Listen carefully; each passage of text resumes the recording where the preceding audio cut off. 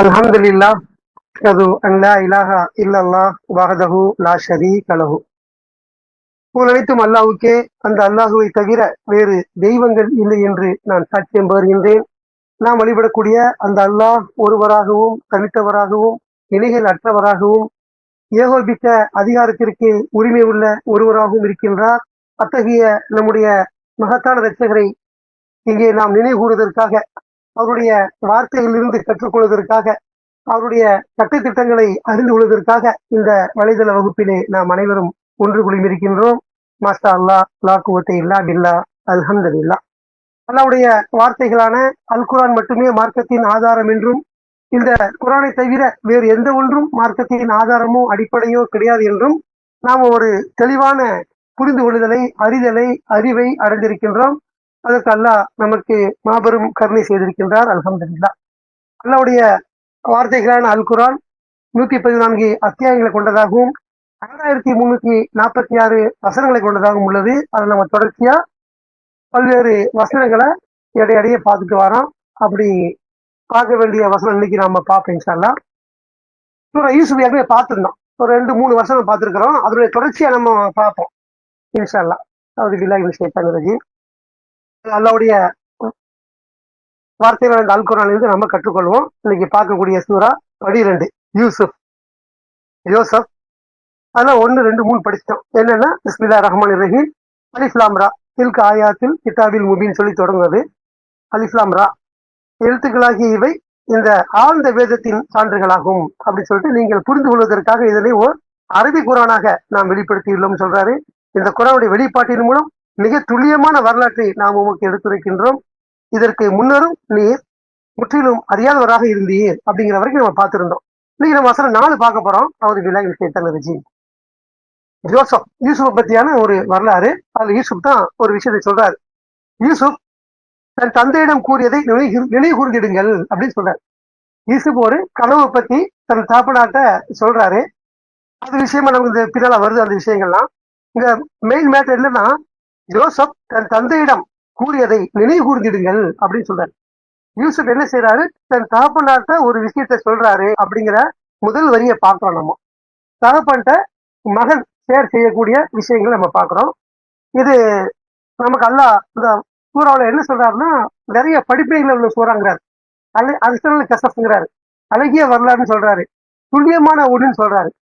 தகப்பன்ட்ட ஒரு கனவு கடுதை பத்தி ஷேர் செய்யறதை பத்தி இங்க சொல்றாரு. முதல்ல நம்ம காலங்களில் இதெல்லாம் நடக்குதா அப்படின்னா ரொம்ப சொற்பமாகி போச்சு.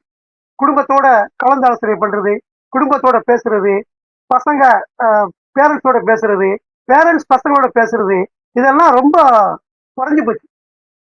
எது நினைக்கிறாங்கன்னா, இந்த பிள்ளைங்க, நம்ம இந்த காலத்து பிள்ளைங்களை பொறுத்த வரைக்கும் ரொம்ப டெக்னாலஜி வளர்ந்த காலத்துல இருக்கிற மாதிரியும் அவங்களுக்கு எல்லாம் தெரிஞ்ச மாதிரி நினைக்கிறாங்க. யூசுப் தன்னுடைய கனவுல சொல்றாரு, கிரகங்களை பத்தி பேசுறாரு. நாம நினைச்சிட்டு இருக்கிறோம்ல, இதுதான் ஒரு கடுமையான ஒரு பெரிய காலம் அப்படின்னு சொல்லிட்டு டெக்னாலஜி வளர்ந்த காலம் நினைச்சிட்டு இருக்கிறோம். ஆனா அந்த டெக்னாலஜி இல்லாத காலத்திலையும் அந்த கிரகங்களை பத்தி அவர் அறிஞ்சிருக்கிறதுனால தான் அவர் சொல்றாரு, 11 கிரகங்களை பத்தியும் சந்திரனை பத்தியும் சூரியனை பத்தியும் அவர் சொல்றாரு. எல்லா காலத்திலயுமே அந்த விஷயம் அறிஞ்சிருக்கிறாங்க மக்கள். நிறைய கிரகங்கள் இருக்குதுங்கிறதையும், நாம ஒரு பூமிங்கிற சூரிய குடும்பத்துல வாழ்றோங்கிறதையும், நம்மளை தாண்டி பல கிரகங்கள் இருக்குதுங்கிறதையும் அறிஞ்சிருக்கிறாங்க. அதனால தான் பல கல்வெட்டுகள்ல அதை பார்க்க முடியுது. எழுத்துலாம் நிறைய கல்வெட்டு காட்டுவாங்க, நிறைய கிரகங்கள் இருக்கிறத பத்தி தான் எழுதப்பட்ட விஷயங்களா இருக்குது. அதனால பழங்காலத்து மக்கள்னா அவங்க அறியாத மக்கள் நினைக்க வேண்டிய அவசியமே இல்லை. இந்த குர்ஆன் அதான் நமக்கு சொல்லுது. யூசுப் என்ன சொன்னாருங்கிற வார்த்தையில் நம்ம தெரிஞ்சுக்கிறோம். 11 கிரகங்களும் சந்திரனும் சூரியனும் அவருக்கு சிரமணிவதை பற்றி சொல்றாரு. அப்போ ஒரு விஷயம் தெரியாம அவர் பேச முடியாது இல்ல. அதுவும் ஒரு குழந்தை பருவமா இருக்கிறார். குழந்தை பருவத்திலேயே அது தெரிஞ்சுக்கிறான்னா அப்ப அது முந்தைய சமுதாயம் என்ன செஞ்சிருக்கோம், கண்டிப்பா தெரிஞ்சிருப்பாங்கிற ஒரு விஷயத்தை நம்ம கற்றுக்கொள்றோம்.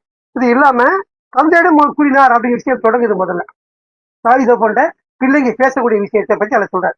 எப்படி அதை நமக்கு எல்லாம் கற்றுக் கொடுக்குறாரு, நாம இப்ப எப்படி இருக்கிறோம் அப்படிங்கிறத பத்தி பாக்குறோம். நம்ம இப்ப பிள்ளைங்களுக்கு என்ன நினைக்கிறாங்க, நம்ம பாப்பாக்கா ஒண்ணும் தெரியாது, எல்லா பிள்ளையும் நினைக்கிறது. ஆனா அவன் வளரும் போதுதான் தெரியும், அவன் பிள்ளைக்கு அவன் செய்யும்போது தெரியாது. நம்ம எல்லாம் தெரிஞ்சிருந்தாலும் என்ன செய்ய மாட்டாங்க, அதை பெரும்பாலும் காட்டிக்கிட மாட்டாங்க. அப்படிதான் பல சந்தர்ப்பங்கள் இவர் பேசுறாரு. யாருக்கு பேசும்பொழுது சகோதரர்கள் மத்தியில சூழ்ச்சி சதி செய்யக்கூடிய இருக்கிறாங்க. ஆனா அவங்கள பத்தி சொல்லாம அவர் சாத்தான் மேல சொல்லுவார். சாத்தான் அப்படி செய்யாமல் இருக்கும் பொருட்டு அப்படின்னு சொல்லுவார், தவிர சொல்லி கொடுக்க மாட்டார் பிள்ளைங்கள்ட்ட. உனக்கு எதிர அவன் இருக்கிறான் அப்படின்னு சொல்லிட்டு அந்த வார்த்தைகளை பின்னால வருது. பார்ப்பேன் இன்ஷா அல்லாஹ். ஆக உரையாடுறது பொறுத்த வரைக்கும் காகித போன்ற பிள்ளைங்க பேசுறத பத்தி ரொம்ப சொற்பமா குறைவா இருக்குது. அதை ஷேர் பண்ணும்போது தான் அறிவு கிடைக்கும். அவங்களுடைய அனுபவத்தை நமக்கு சொல்லுவாங்க. நாம பேசாமலே ஒதுக்கி வச்சோம்னா நமக்கு எந்த அனுபவம் நமக்கு கிடைக்காது, தெரியாது. ஆனா நம்ம என்ன நினைக்கிறோம், நம்ம பாப்பா கூட தெரியாம நினைச்சுக்கிறோம்.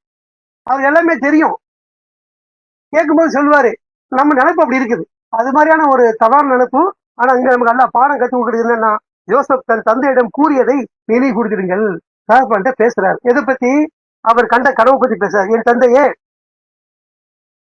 11 கிரகங்களையும் சூரியனையும் சந்திரனையும் நான் கண்டேன். எப்படி கண்டேன்? என் முன்னர் அவை சிறமணிய நான் கண்டேன். அதெல்லாம் எனக்கு சிறமணியதில் கண்டேன். சிறமணிதல் அப்படின்னு சொன்னா கட்டுப்படுறது. மனித உருவல சிறமணிதல்ங்கிறது சாஷ்டாங்கம் செய்யறது. அல்லா மரங்களை பத்தி சொல்றாரு, நட்சத்திரங்களை பத்தி சொல்றாரு, கராமன் சொல்றாரு. அவைகள் சிறமணின்றனங்கிறாரு. அது எப்படி சிறமணின்னா அது வடிவம் வெவ்வேறமா அமைப்பு. மனித நம்ம ஆன்மா வேற, அந்த ஆன்மா எல்லாம் ஒரு ஆன்மா, வடிவங்கள் வெவ்வேறையா இருக்குது. மரங்கள் சிறமணிதானே அப்படின்னா எப்படி? அவர் சொன்ன கட்டளைக்கு கீழ்படி நடக்குது. அது மரமா செடியா இருக்குது, மரமா மாறுது, காய்க்குது, பூக்குது, கனிகளை தருது. அதுக்கு அல்லாவுக்கு என்ன செய்யுது? சரணடையுது. அது சைஜா செய்யுதுங்கிறத புரிஞ்சுக்கலாம் அந்த இடத்துல. அதே மாதிரி இங்க கிரகங்கள் எப்படி சைஜா செய்யுது அப்படின்னு கேள்வி கேட்டோம்னா, அவருக்கு இட்ட கட்டளைப்படி உள்ளூரி பலகையும் எஸ்மகுன்னு சொல்றாரு. அது அவருடைய வட்ட பாதையில எப்படி ஓடுதுன்னு பாக்குறோம். அப்ப அது என்ன? அது இட்ட கட்டளைப்படி ஒழுங்கா நிகழ்ந்துட்டு இருக்குது அப்படின்னு சொல்லி நம்ம பாக்குறோம். அந்த வார்த்தையில கூட இன்னைக்கு அறிவு கண்டுபிடிச்சிருக்காங்க. குல்லுன் பி பலக், பி பலக்கின் எஸ்மகுன்னு வரும். பி பலக் அப்படிங்கிற வார்த்தைய அது திரும்பி போட்டாலும் எப்படி அவர் சொல்ல சுற்றுப்பாதையிலன்னு சொல்ல தெரியுமா? அந்த வார்த்தைக்கு சமமா அந்த வார்த்தை இருக்கும். குல்லுன் பி பலக்கின் எஸ்மகுன்னு அந்த வார்த்தைய, அந்த பலக்குங்கிற வார்த்தைய என்னது? கூட அறிவியல படிச்சாத பலக்கின் வார்த்தை வரும் நினைக்கிறாங்க. அதனுடைய சுற்றுப்பாதையில அப்படின்னு சொல்லி அந்த வார்த்தையை திருப்பி போட்டாலும் நம்ம தமிழ்ல சொல்ல தெரியுமா? வீடகவி அப்படின்னா இப்படி பார்த்தாலும் வீடகவின்னு சொல்லுவோம். நம்ம சில வார்த்தைகள் வச்சிருக்கிறோம். அந்த மாதிரி அரபிய வார்த்தையில அந்த வார்த்தையை திருப்பி போட்டாலும் அது ஒரே மாதிரி இருக்கும் அப்படிங்கிற ஒரு அறிவியல அது வெளியிட்டு இருக்கிறாங்க. அந்த அடிப்படையில சூரியன் சந்திரன் சிறமணிவதை அப்படின்னு சொல்வதன் மூலமாக நம்ம என்ன நினைக்க கூடாது, அது எப்படி சிறமணிங்கிற மாதிரி கேள்வி வரக்கூடாது. அவர் இட்ட கட்டளைக்கு அது கீழ்படிது இல்லையா? அது மாதிரி இவர் இப்ப எப்படி சொல்றது, சுலைமான் சொல்றாரு, காற்றை வசப்படுத்தி கொடுத்தோம் நல்லா சொல்றாரு. அந்த காற்றை கொண்டு வசப்படுத்தி அவர் பல பிரயாணம் செஞ்சா நம்ம படிக்கிறோம். காற்றை எப்படி வசப்படுத்தினார்? நமக்கும் வசப்படுத்தி இருக்கிறார். காற்றை பொறுத்த வரைக்கும் சாலமனுக்கு செஞ்ச மாதிரி அது என்ன வகை நமக்கு தெரியாது. இன்னைக்கு நாம பயன்படுத்திட்டு இருக்கிறோம் பாருங்க வாகனங்கள். நம்முடைய வாகனத்துல டயர் டியூபுக்குள்ள காத்து இல்லைன்னா நாம எங்கேயும் இயங்க முடியாது. காற்றை நமக்கும் வசப்படுத்தி தடுக்கிறாரு, நாம் பயன்படுத்திட்டு தான் இருக்கிறோம். சாலமன் நினைச்ச விரும்பிய இடத்துக்கெல்லாம் போனாரு. என்ன வகையில போனா நமக்கு தெரியாது. அந்த அறிவை வச்சு நாம கண்டுபிடிச்சிருக்கிறோம். நம்ம வண்டி பஞ்சர் ஆயிட்டா நவுலாது. ஒவ்வொரு வெயிட் 120 கிலோ வெயிட் உள்ள ஒரு சாதாரணமான வாகனங்கள் இல்லையா? காரா இருந்தா இன்னும் பெருசா இருக்கும். அப்போ அதுக்கெல்லாம் 4 இடத்துலயுமே காத்து இருந்தா தான் அது இயங்கும், இல்லைன்னா கஷ்டமாயிடும். காத்து இல்லாத வண்டி இயக்க முடியாது.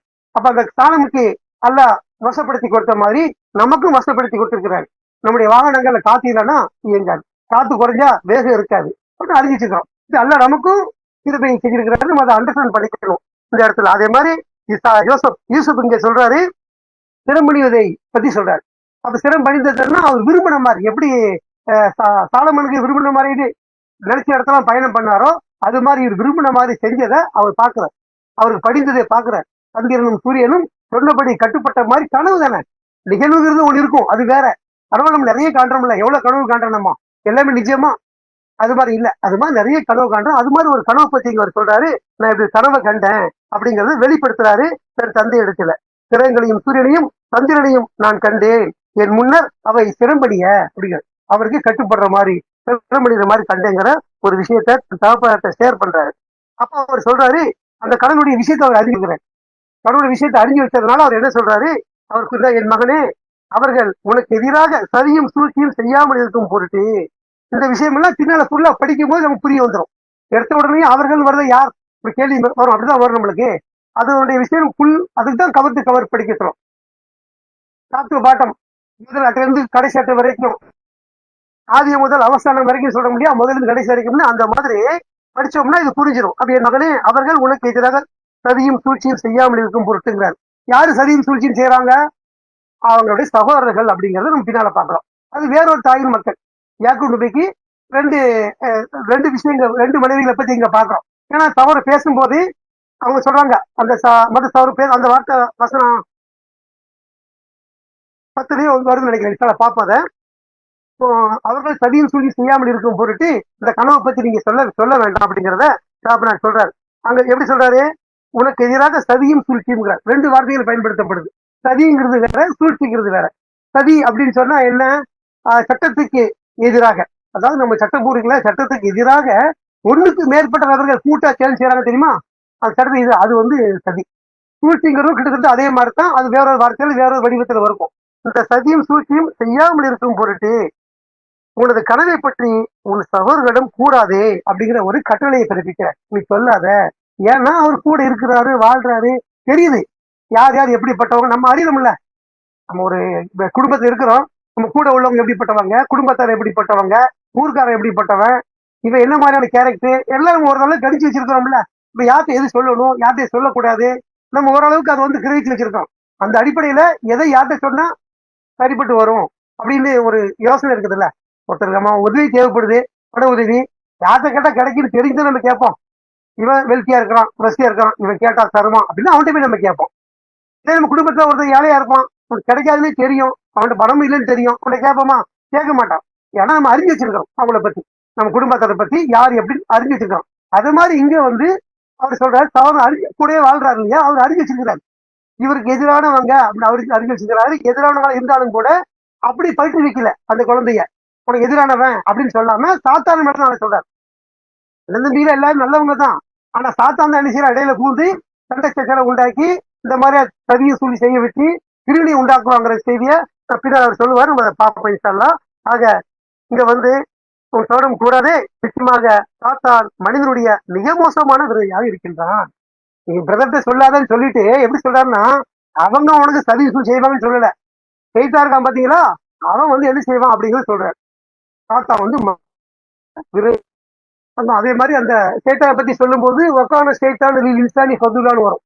சாத்தான் மிக தீவிரமான ஒரு விரோதியா இருக்கிறான் அப்படின்னு சொல்லிட்டு, சரியா? அந்த மாதிரி இங்க சொல்லும் போது சொல்றாரு, சதியையும் சூழ்ச்சியும் செய்யாது இருக்கும் பொருட்டு நீ சொல்லாத. அதே சமயத்துல சாத்தான் என்ன செய்வான், இந்த மாதிரி மனிதனுடைய மிக மோசமான விரோதியா இருக்கிறான்னு சொல்லி சாத்தானை பத்தி இங்க குறிப்பிடுறாரு. அதுக்கு அடுத்து இந்த இடத்துல நம்ம என்ன கற்றுக்கொள்றோம்னா, நமக்கு தெரியும் ஒருத்தரை பத்தி அவர் சரியான நபர் இல்ல, மோசமானவன் சொன்னாலும் கூட நம்ம அவர் மேல பழிய போடாம சாத்தான் அந்த மாதிரி செய்யறாங்கிற ஒரு கோட்பாடு நம்ம வளர்த்துக்கணும், நம்மளும் வளர்த்துக்கணும். ஒரு தீய செய்யக்கூடியவா இருந்தாலும் அவனை எல்லாம் நம்மள மாதிரி ஆன்மா மனிதன் தான். ஏன் அப்படி ஆயிட்டானா, சாத்தான் அவனை ஆக்கிரமிச்சு வச்சிருக்கான். சாத்தான் ஆக்கிரமிக்குதான் அவனை அப்படி வழி நடத்தாலும், அப்படி அவன் கட்டுப்படுறான், இப்படி நடக்குது அப்படின்னு நாம இந்த வார்த்தையில கற்றுக்கொள்றோம். பிறகு உன் ரட்சகர் இவ்விதமாக உன்னை ஆசீர்வதித்திருக்கின்றார். இந்த மாதிரி கனவு கொண்டதன் மூலமாக அவர் சொல்றார், பிற்காலத்தில் என்ன நடக்கும் சொல்லிட்டு, இவ்விதமாக உன் ரட்சகர் இவ்விதமாக உன்னை ஆசீர்வதித்திருக்கின்றார், மேலும் உனது கனவின் மூலம் உனக்கு நற்செய்தியை தந்திருக்கின்றார். ஒரு பிற்காலத்துல ஒரு ஃபியூச்சர்ல ஒரு லைஃப் இருக்குது, வாழ்க்கை இருக்குது, அந்த கனவின் மூலமாக நல்ல செய்தி அவனுக்கு கொடுத்திருக்கிறாரு. அவர் இதற்கு முன்னர் உடைய முன்னோர்களான ஆபிரகாமுக்கும் ஐசக்கிற்கும் அவர் செய்ததை போல உன் மீதும் யோசப்பின் குடும்பத்தார் மீதும் தன் ஆசைகளை பூரணமாக்கி இருக்கின்றார். உன்னுடைய ரட்சகர் எல்லாம் அறிந்தவர், ஞானம் மிகுந்தவர். இந்த மாதிரியான ஆசி உனக்கு மட்டுமில்ல, நம்முடைய முன்னோர்களான எல்லா நபிமாருக்குமே அதை வரிசையா பட்டியலிடுறார். அவரு இந்த கனவின் மூலமாக நல்ல செய்தி தந்திருக்கிறாரு. அவர் இதற்கு முன்னர் உடைய முன்னோர்களான ஆபிரகாமுக்கு இருக்கிறார், இப்ராஹிமை பற்றி இங்க நினைவு கூறுறாரு. இப்ராஹிமுக்கு அது மாதிரி வழங்கியிருக்கிறார். ஏன்னா ஆபிரகாமுடைய தந்தை என்ன வழியில் இருந்தாரு, இனி வழிபாட்டு இருந்தாரு. இனிவழிபாட்டு இருந்த போதும் அவருடைய கவின் காரணமா அவரை தகடுதல்ல அல்லாஹ் என்ன வழி நடத்தினார். அது எவ்வளவு பெரிய விஷயமா இருக்குது, ஆசீர்வாதமா இருக்குது. அந்த விஷயத்துக்கு நினைவுபடுத்துறாரு. அதாவது நம்ம சொல்றோம்ல, அதாவது இவன் அதாவது எப்படி சொல்றது, அதாவது தகப்ப நல்லா இருந்தா தானே மோ நல்லா இருப்பாங்கிற மாதிரிலாம் நம்ம பாரம்பரியமான பேச்சுகள் இருக்குது. அது இஸ்லாத்துக்கு எதிரானது, அந்த பேச்சுக்கு இடமே கிடையாது. இங்க தகப்ப நல்லா இருந்தா தான் நீ நல்லா இருந்தா ஓம் நல்லா இருப்பான் அப்படின்னு பேசுறாங்க தெரியுமா? அப்படி இல்லை. நம்பிக்கை கொண்ட விஷயத்துல நிறைய மாற்றங்களை பாக்குறோம். இப்ராஹிம் நபி விஷயத்துல பாக்குறோம். இப்ராஹிம் நபி அவரு நம்பிக்கை கொண்டு ஒருத்தரா இருக்கிறாரு, அவரு தகப்பனாரு முஸ்லிக்கா இருக்கிறார், இன வழிபாடா இருக்கிறார். அதே மாதிரி நம்ம பிறவனுடைய வாழ்க்கையில பாக்குறோம். பிறவன் வந்து கொடுங்கோலனா இருக்கிறான். ஒரு ஒட்டுமொத்த நாட்டையே ஆட்சியக்கூடிய அளவுக்கு அதிகாரம் முடியவனா, வல்லமை உள்ளவனா, புத்தி உள்ளவனா இருந்தும் கூட தன்னடைகளை ஏற்றுக்கொள்ள முடியல அவனால. கடல் மட்டுங்கிறது அடையாளம் காண முடியல. ஆனா அவங்களுடைய மனைவி எப்படி இருந்தாங்க, மறுமையில ஒரு இல்லத்தை அவங்க கேட்கக்கூடிய அளவுக்கு அவங்க ஒரு நம்பிக்கை கொண்ட ஒரு பெண்ணா இருந்தாங்க. அப்போ வந்து ஒரு குடும்பத்துல வந்து இவன் சரியா இருந்தா அவன் என்ன சரியா இருப்பான் அப்படிங்கிற கோட்பாடு வந்து நம்ம பாரம்பரியமே பேசிட்டு இருக்கே தவிர குரானுடைய பார்வை கிடையவே கிடையாதுங்கிறத நம்ம அறிஞ்சிச்சிடும். எல்லா வாழ்க்கையிலும் நம்ம பார்க்கலாம். நூகு நபியை பார்க்கலாம். அவர் ஒரு நம்பிக்கை உள்ள ஒருத்தரா இருக்காரு. ஆனா அவருடைய மகனை பாருங்க எதிரில் இருக்கும். அப்போ என்ன நூகு நபி உலகம் முழுக்க செல்லக்கூடிய ஒரு அந்த சமுதாய மக்கள் செல்லக்கூடிய நபியா இருக்கிறாரு. எல்லாத்துக்கும் பிரச்சாரம் பண்ணுவாரு. வீட்டுல பிரச்சாரம் பண்ண மாட்டாரா? சொல்லுவாரு. அது ஏற்றுக்கொள்ளக்கூடிய விஷயமா இருக்கணும்ல. அவை இல்ல, அல்ல நாட்டம் இல்ல, வழிதோறி போனா மழையும் வெள்ளம் வரும்பொழுது நான் இந்த குன்றின் மீது மலையின் மீது ஏறி என்னை காப்பாத்திக்கிறேன்னு சொன்னா பிறகு மூழ்கடிக்கப்பட்டா நம்ம வரலாறு பாக்குறோம். அப்போ வாப்பா சரியா இருந்தா மோகன் சரியா இருப்பாங்கிற கோட்பாடு இங்க உடஞ்சு போச்சு பாருங்க. இந்த இடத்துல இல்ல. இங்க வாப்பா சரியா இருக்கிறாரு, மோகன் சரியா இல்ல. இப்ராஹிமுடைய குடும்பத்துல பாக்குறோம், மோகன் சரியா இருக்கிறான், வாப்பா சரியில்லை. அப்ப அதனால நம்ம அந்த மாதிரியான பேச்சுகள்லாம் நம்ம தவிர்த்து கொள்ளணும். நீ ஒழுங்கா இருந்தா தான் உன் புள்ள ஒழுங்கா இருக்குங்கிற பேச்செல்லாம் தவறான பேச்சு அப்படிங்கிறத நம்ம பார்க்கணும் இந்த இடத்துல. ஆக அங்க இப்ராஹிம் நிலை கூறி பிறகு ஐசக் இஸ்லாக்க ஐசைக்கு பற்றி அவர் சொல்றாரு. அவருக்கு செய்த இப்ராஹிமுக்கும் ஐசக்னா அவருடைய வம்சாவளி பிள்ளைங்க தான். அவர் செய்ததை போல உன்மீதும் ஜேக்கப் குடும்பத்தார் மீதும் திரும்பி சேர்த்து சொல்றார். உன்மீதும் ஈசுப் பத்தி சொல்லிட்டு ஜேக்கப் யாக்கூப் தன்னை பத்தி தான், யாக்கூப் குடும்பத்தை பத்தி சொல்றார். மீதும் தன் ஆசைகளை பூர்ணமாக்கி இருக்கின்றார் உடைய ரட்சகர், எல்லாம் அறிந்தவர், ஞானம் மிகுந்தவர். அவரு நம்மளை பத்தி முழுமையா அறிஞ்சிருக்கிறாரு. ஏற்றுக்கொள்ளக்கூடிய ஆன்மா, ஏற்றுக்கொள்ளாத ஆன்மான்னு சொல்லிட்டு அதை அறிஞ்ச ஒருத்தர் அவர் தான் தேர்ந்தெடுத்த வலிமை எடுக்கிறாரு அப்படிங்கிற ஒரு ஆசீர்வாதத்தை பத்தி இங்க நினைவுபடுத்திட்டு, ஜோசப்பிடம் அவருடைய சகோதரமும் தேர்தல் உள்ளவர்களுக்கு படிப்பினைகள் உள்ளன அப்படிங்கிறார். யூசுப்பிடமும் அவருடைய சகோதரரும் 2 பேர்த்தையும் இருக்கிறார். யூசுப் சகோதரர் எதிராக தான் இருக்கிறாங்க. ஆனா அந்த எதிரிகள்கிட்ட நம்ம பாடம் படிக்க வேண்டியது இருக்குதுங்கிறத சொல்றேன். நம்ம பாடங்கள் படிப்பைகள் நபிமார்கள்ட்டையும் தூதர்கள்ட்டையும் மட்டும் இல்லாம இங்க அதுக்கு எதிராக செயல்படக்கூடிய பிறவன்ட்ட பாடம் படிக்கிறோம்ல. எப்படி படிக்கிறோம்? பிறவன்ட்ட பாடம் படிக்கிறோம். அவன் கடைசி நேரத்துல மூசாவுடைய பிரச்சனை நான் ஏற்றுக்கொள்கிறேங்கிறான், நம்புகிறேங்கிறான். யூனிஸ்ல பாக்குறோம் அந்த ரிசல்ட்டை. அது அல்ல என்ன சொல்றாரு? மிகவும் தாமதம், டூ லேட்டுங்கிறார். மிகவும் தாமதமான ஒரு ஸ்டேட்மெண்ட் அது. அது மரணம் வரும்பொழுது அது சொல்றதுங்கிறது ஏற்றுக்கொள்ளாத விஷயம். எப்படி நமக்கு காலமெல்லாம் நமக்கு பிரார்த்தனை பண்ணலாம், மன்னிப்பு கேட்கலாம், ஏற்றுக்கொள்ளப்படும். மரண தருவாயில இருக்கும் பொழுது அதை சொல்ல முடிய வாய் நமக்கு இருக்குமான்னு தெரியாது. ஆனா நன்றி கட்ட ஒரு நிராகரிக்கக்கூடிய ஒரு ஆன்மாவை பொறுத்த வரைக்கும் அது மாதிரி மன்னிப்புடைய வாசல்கள் அடைக்கப்படுது, சொல்ல முடியாது. அதைத்தான் அந்த வகனம் நமக்கு கற்றுக் கொடுக்குது. இது குரலுடைய கடைசி வார்த்தைகள். மூசாவுடைய பிரச்சகரை நான் ஏற்றுக்கொள்கிறேன், நான் நம்புகிறேன் சொல்லக்கூடிய அந்த வார்த்தையை சொல்றாரு. அதனால அப்ப நமக்கு படிப்பில் எங்கெல்லாம் இருக்குது? நம்முடைய ரவீந்திரனுடைய எதிரிகள்ட்டையும் படிப்பில் இருக்குதுங்க. அப்ப யூசுஃபுடைய எதிராக செய்யக்கூடியவங்க, சதியும் சூழ்ச்சி செய்யக்கூடிய சகோதரர்கள், இன்னொரு தாயினுடைய பிள்ளைகள், அவர்கள்ட்டையும் படிப்பு இருக்குதுங்கிறது அல்ல 2 நமக்கு சொல்றாருங்க. யூசுஃபிடமும் அவருடைய சகோதரிடமும் தேர்தல் உள்ளவர்களுக்கு படிப்பினைகள் உள்ளன அப்படிங்கிறார். அவர்கள் கூறினார், ஜோசப்பும் அவருடைய சகோதரரும் நம் தந்தைக்கு செல்லமானவர்களாக உள்ளன. இதுதான் அந்த வார்த்தை வெளிப்படுத்து பாருங்க. 8வது வசனத்துல தான் இருக்குது. யூசுஃபும் அவருடைய சகோதரரும் 2 பேரும் சொல்றாங்க. யூசுஃபோட கூட பிறந்து இன்னொரு பையன் ஒருத்தர் இருக்கிறார். இந்த பேர் குறிப்பிடப்படல. யூசுஃப் கூட பிறந்தது, அந்த தாய்க்கு பிறந்தது 2 பிள்ளைங்க. நம்ம இப்படிலாம் குரானை பாக்குறோமா? நம்ம யோசிக்கணுமா? பெருமை படிச்சுட்டே போறோமா, இல்ல இந்த வார்த்தைகள் நமக்கு ஏதாவது கற்றுக்கொள்ள முடியாதுன்னு யோசனை பண்ணி பாருங்க. இந்த மாதிரி குரான்ல நிறைய வார்த்தைகள் இருக்கும் நம்ம கற்றுக்கொள்வது இருக்கு. அதாவது உதாரணமே சொன்னோம்ல, இப்ப தந்தையிடம் ஒருத்தர் பேசுறான் அப்படின்னா அந்த மாதிரி காலம் நம்ம இல்லாம இருக்கிறோம். பேசணுங்கிறது சைக்கு. அந்த மாதிரி கற்றுக்கொள்ள வேண்டிய சொல்ல வர்றேன். ஆக அவர்கள் கூறினர், ஜோசப்பும் அவருடைய சகோதரரும் 2 பேரை சொல்றாங்க. நம் தந்தை ஒண்ணுதான், அதான் தந்தை பொதுவா சொல்றாப்புல. நம் தந்தைக்கு செல்லமானவர்களாக உள்ளன 2 பேரை. இன்னொரு தாயுடைய பிள்ளைகள் யூசுப்பும் அவருடைய சகோதரரும். அது புனியாமி பேர் வருது, இதனால வருது. அந்த 2 பேரும் யாக்கூபுக்கு, நம்முடைய தந்தைக்கு பிரியமானவங்க இருக்கிறாங்க அப்படிங்கிறத இந்த சகோதரர்கள் பேசுறாங்க. எப்படி பேசுறாங்க? மேலும் நாமும் பெரும்பான்மையினராக இருக்கின்றோம்ங்கிறாங்க. அவங்களா 2 பேர் தான் ரொம்ப சொற்பமானவங்க. இவங்க பெரும்பான்மைன்னு சொல்றது எப்படின்னு அந்த 2 பேரோட அதிகமா இருக்கிறாங்க. எத்தனை பேரும் தெரியாது, அது குறிப்பிடப்படல. ஆனா பெரும்பான்மை அதிகமா இருக்கிறாங்க பார்க்க முடியுது. அந்த வார்த்தையில நம்ம கற்றுக்கொண்ட விஷயத்த. அப்ப இந்த இடத்துல ஜோசப்ப நாம பெருமை இருக்கிறோம், உண்மையில் நம் தந்தை மிகவும் வழிதவறியாக இருக்கின்றார். நாம அவருக்கு இவ்வளவு பெரிய கூட்டமா பலமா இருக்கும் பொழுது நம்மளோட பிரியம் இல்லாம நம்மளை தாண்டி அந்த யூசுப்பட்டியும் புனியாமின்ட்டு இருக்கிறாரு அப்படிங்கிற ஒரு விஷயத்த இவங்க பேசுறாங்க. இப்படி பேசுறதன் மூலமாக நம் தந்தைன்னு சொல்றாங்க. ஆனா யூசுப்பும் அவருடைய சகோதரன் சொல்றாங்க. அப்ப அவருடைய சகோதரன் சொல்லும்போது அவங்க நம்ம புரிஞ்சுக்கிறோம்ல, அவருடைய சகோதரன் இவனு சகோதரன் இல்லையா? சகோதரன் தானே. ஏன் அந்த பிரிச்சு பேசுறாங்கன்னா அந்த பிரிஞ்சு இருக்கிறாங்கிற விஷயம் நம்ம கற்றுக்கொள்றோம் அந்த இடத்துல. யூசுப்பும் அவருடைய சகோதரன் மேலையும் அப்படி சொல்லின் மூலமாக அது வேறொரு தாயின் பிள்ளை. யூசுப்போட கூட பிறந்தது 2 பசங்க, அதோட அதிகமான கூட்டம் இவங்க. இப்படி நாம ஒரு பலம் பொருந்திய பெரும்பான்மை இருந்தும் கூட அவரும் பிரியமா இருக்கிறாரு அப்படின்னு ஒரு விஷயம் சொல்றாங்க. பொதுவாகவே பிரியம்ங்கிறது எல்லாமே அல்ல ஏற்படுத்துறது தான். நாம வந்து சமமா நினைக்கணும், பார்க்கணும்னு சொல்லப்படும். இயல்பு அப்படி செய்யுமானா செய்யாது இல்லையா? நம்ம அதுக்கு நம்ம கற்றுக்கொள்றோம். எப்படி கற்றுக்கொள்றோம்? நமக்கு ஒரு குழந்தை பிறந்துச்சுன்னா ரொம்ப பிரியமா பார்ப்போம். குழந்தை இருக்கும். அந்த குழந்தை வளர்ந்து வாலிபமாகி கல்யாணம் ஆயிடுச்சுன்னா அவனுக்கு ஒரு பிள்ளை பிறக்கும் தெரியுமா? அவனுக்கோ மகனுக்கோ குழந்தை பிறக்கும்போது பேர குழந்தைகள் வரும் பொழுது இந்த சொந்த பிள்ளைகளுடைய பிரியத்தை விட பேர குழந்தை மேல நமக்கு மாறிடும். அதான இயல்பு. அப்படிதான் நடந்துட்டு இருக்குது. புது புது உயிர் வரும்பொழுது அப்படிதான் நடக்கும். பேர குழந்தைகள் வளர்ந்து அவங்க வலிமாயிட்டாங்கன்னா அந்த பிள்ளைகள பாசம் மாறுமே தவிர இந்த சின்ன பிள்ளை பார்த்துருந்தோம் அதே இது இருக்காது. அந்த இயல்பு தான் அவர் யாக்கும் இருந்திருக்குது. அதை நம்ம தப்பாவும் பார்க்க முடியாது. எல்லாம் ஒரு தாய் மக்கள் தானே, அவர் பெத்த பிள்ளை தானே, ஏன் அப்படியே சமமா பார்க்கலாம்னு சொல்ல முடியாது. அதை ஏன்னா இயல்பு அப்படி இருக்குது. இந்த பிள்ளைங்க சின்ன பசங்களா இருக்கிறாங்க, அதனால தான் கெடுத்து தூக்கி போடுறான். மற்ற பசங்க ஏன் போடுறாங்க? இவரோட வலிமையில குறைஞ்சவங்க, சின்ன பிள்ளைங்க நினைச்ச மாதிரி செய்ய முடியும். அதனால தான் அந்த வேலை நடக்குது.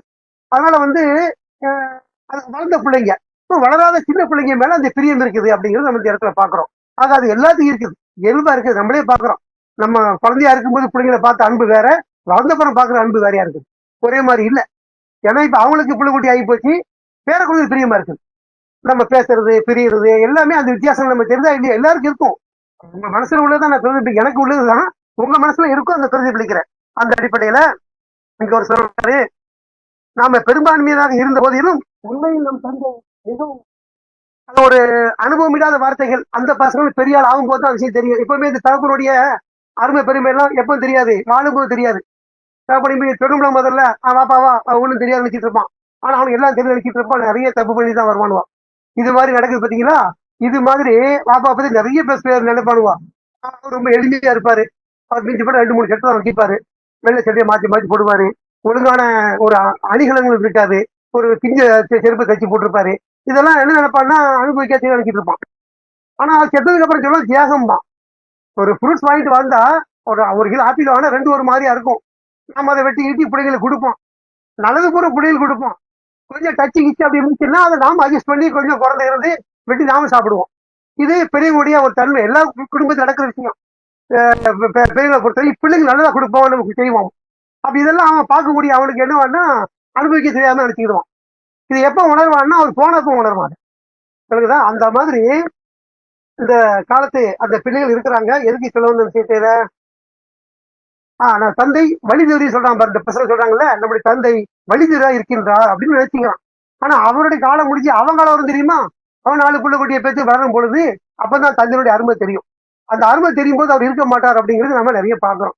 ஆக ஈசக்கூடிய இந்த 4 வசனங்கள்ல நம்ம அல்ல நிறைய இன்னும் வெவ்வேறு குழந்தைகளை சிந்திக்கலாம், பேசணும் அதை பத்தி. நமக்கு நிறைய அல்ல இதை கற்றுக் கொடுக்குறாரு. சாதாரணமா நம்ம பார்க்கக்கூடிய, பேசக்கூடிய, எழுதக்கூடிய தமிழ் வார்த்தைகள் தான். ஆனா ஒவ்வொரு வார்த்தைக்கு பின்னாலே நிறைய விஷயங்கள் ஒளிஞ்சிருக்கு அப்படிங்கறத நம்ம பாக்குறோம். இதெல்லாம் பேசும்போது நமக்கு வருது. சாதாரண படிக்கும் அப்படியே படிச்சு கடந்துட்டு போயிடுவோம். ஆனா ஒரு விஷயத்த குறித்து பேசும்பொழுது அந்த வார்த்தையின் பின்னணி என்ன இருக்குதுங்கிறது நமக்கு அல்லாஹ் கொடுக்குறாரு, அதை வெளிப்படுறோம். அந்த அடிப்படையில அல்லாஹ் நமக்கு எதை கற்றுக் கொடுக்க நாடுகின்றாரோ அதை நம்ம கற்றுத்தராரு. கற்றுக்கொண்டவற்றை என்ன செய்யணும்? நம்ம வாழ்க்கையில அதை பிரயோகிக்கணும், பயன்படுத்தணும். அதுதான் நம்ம புத்திசாலித்தனம். எப்படி நமக்கு நம்முடைய நம்பிக்கை நம்ம காப்பாற்றும் அறிஞ்சிருக்கோம். நமக்கு தெரியும் மர்ம 100% உண்மை நமக்கு இல்லவே இல்லைன்னு சொல்ல மாட்டாங்க.